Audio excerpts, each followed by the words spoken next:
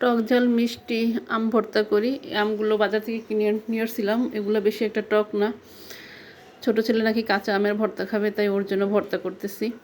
গ্রাম থেকে যে আম নিয়ে আসছে ওগুলোর মধ্যে পোকা আছে, ওগুলোও খাবে না। ও আবার যে ফলের মধ্যে দাগ থাকে একটু গাখি কালো কালো হয়ে যায়, সেগুলোও খায় না। তো এগুলো দিয়ে ওকে আম ভর্তা করে দিতেছি। আমের সিজন যখন চলে আসছে একটু তো খাইতেই হয়। গ্রামে থাকলে অনেক খাওয়া হয় সবাই মিলে, কিন্তু ঢাকাতে তো আর তেমন একটা খাওয়া হয় না। ছেলেরাও অল্প স্বল্প খায় আর আমিও একটু খাই, এই আর কি। গ্রামে থাকলে তো সবাই মিলে মজা টজা করা হয়, আম ভর্তা বেশি বেশি খাওয়া হয়। আসলে একা থাকলে কোনো কিছুই ভালো লাগে না। তো আমগুলো একটু ছিলে নিচ্ছি। গ্রামে আমাদের বাড়িতেও অনেক আম ধরে গাছে, আম কাঁঠাল লিচু অনেক কিছু ধরে। ওগুলো আর আমাদের বেশি একটা খাইতে পারি না, মানুষই সব নিয়ে যায়, কারণ বাড়িতে কেউ নাই, পুরা বাড়ি খালি। মানে চতুর্দিক দিয়ে সব দিক দিয়ে গেট লাগানো, তারপরও পোলাপাইন ঢুকে ঢুকে সব কিছু নিয়ে যায়। এই তো আমগুলো ছিলে এখন কাটার দিয়ে কেটে নিচ্ছি। এভাবে কেটে নিলে আর কি বেশি ভালো লাগে, একটু নরমও হয় সফটও হয়। কাটার দিয়ে কাটতেছি, আবার ভয়ও পাইতেছি যে আমার হাত নিয়ে কেটে যায়। তো আপনারা সবাই কারা কারা এখনও আম ভর্তা খান নাই জানাবেন। এই সিজনে তো সবারই আম ভর্তা খাওয়া হয়।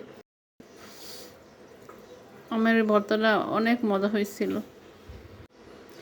আর আমার পাশে তো আমার ছেলে এসে এসে কতক্ষণ পর পর রাউন্ড দিতেছে যে কতটুকু হয়েছে, আমি কিভাবে কি করি না করি।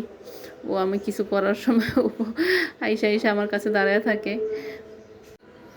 আমার এখানে তো এগুলো করা শেষ। এখন মরিচ কয়টা দিব এখন চিন্তা করতেছি। ছোটো ছেলে আর বেশি একটা ঝাল খাইতে পারে না, তারপরও দুইটা দিচ্ছি। দুইটা দিয়ে এগুলার আবার একটু মানে উপরের পাতলা যে খোসাটা আছে না, চামড়াটা, ওগুলো আবার মানে কমায় নিছি ডলে ডলে, নয়তো আবার বেশি একটা ঝাল খাইতে পারে না।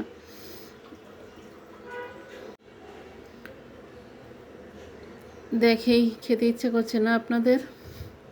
অনেক লোভনীয় আম ভর্তাটা, আসলে অনেক লোভনীয় একটা জিনিস, যে কারো খেতে ইচ্ছে করবে।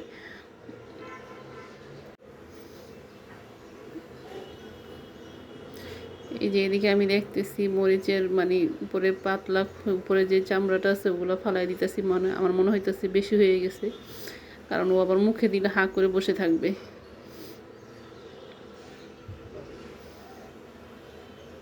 আমি এখানে একটু পানি দিয়ে দিতেছি। আম ভর্তা কিন্তু একটু ঝোল ঝোল হইলে ভালো লাগে, পরে কিন্তু এটা রসটা খেতে অনেক মজা হয়।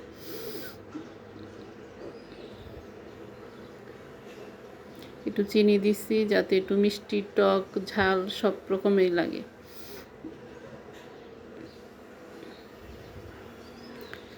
এই তো আমার আম ভর্তা করা শেষ। আপনাদের আবার লোভ লাগেনি? জিভে পানি চলে আসবে হয়তো।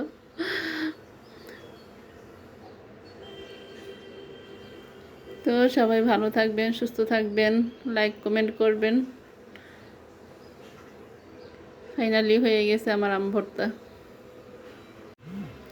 কি আর বলবো, অনেক টেস্ট, অনেক মজা হয়েছে আম ভর্তাটা।